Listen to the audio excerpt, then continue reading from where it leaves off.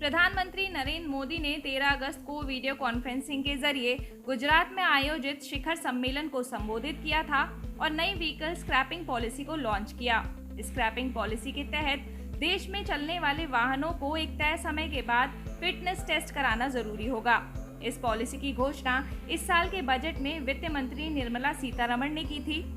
Auto sector और economy को आगे बढ़ाने के लिए इसे बेहद जरूरी माना जा रहा है। तो क्या है ये पॉलिसी और इससे आम आदमी को कितना और कैसा फायदा होगा, आइए जानते हैं इस वीडियो में।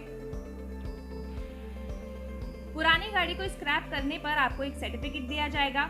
इस सर्टिफिकेट से नई गाड़ी लेने पर आपको रजिस्ट्रेशन चार्जेस नहीं देने होंगे। इस सर्टिफिकेट से रोड टैक्स में भी आपको छूट मिलेगी। पुरानी गाड़ी की मेंटेनेंस कॉस्ट, रिपेयर कॉस्ट और फ्यूल एफिशिएंसी में भी बचत मिलेगी।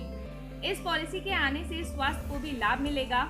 जैसे पुरानी गाड़ियां पुरानी टेक्नोलॉजी की वजह से रोड एक्सीडेंट का खतरा पैदा करती हैं, पुरानी गाड़ियों से पोल्यूशन भी ज्यादा होता है, जिससे पोल्यूशन कम करने में भी मदद मिलेगी। पॉलिसी के तहत गाड़ी की एज देखकर स्क्रैपिंग नहीं की जाएगी, बल्कि गाड़ियों का वैज्ञानिक ऑथराइज्ड ऑटोमेशन सेंटर पर टेस्ट कराया जाएगा और फिटनेस टेस्ट होगा। अगर इस टेस्ट में गाड़ी अनफिट पाई जाती है तो इन गाड़ियों को वैज्ञानिक तरीके से स्क्रैप किया जाएगा।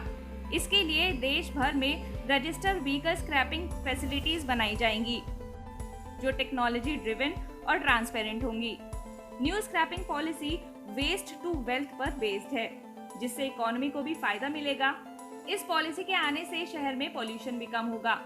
इस पॉलिसी के 3 मेन सिद्धांत हैं: रीयूज, रिसाइकल और रिकवरी, जिससे ऑटो सेक्टर और मेटल सेक्टर में देश को आत्मनिर्भरता मिलेगी। ये पॉलिसी देश में 10 करोड़ से अधिक का निवेश लाएगी और नए रोजगार भी लाएगी। इस पॉलिसी के कुछ महत्वपूर्ण पॉइंट हैं जिन पर हमें ध्यान देना चाहिए। जैसे गाड़ी का रजिस्ट्रेशन खत्म होने पर उसे अनिवार्य रूप से फिटनेस सेंटर ले जाना होगा। प्राइवेट इस्तेमाल में आने वाली गाड़ियों की सीमा 20 साल और कमर्शियल गाड़ियों की 15 साल है। फिटनेस टेस्ट में फेल होने पर इन्हें ELV यानी एंड ऑफ लाइफ की कैटेगरी में रखा जाएगा।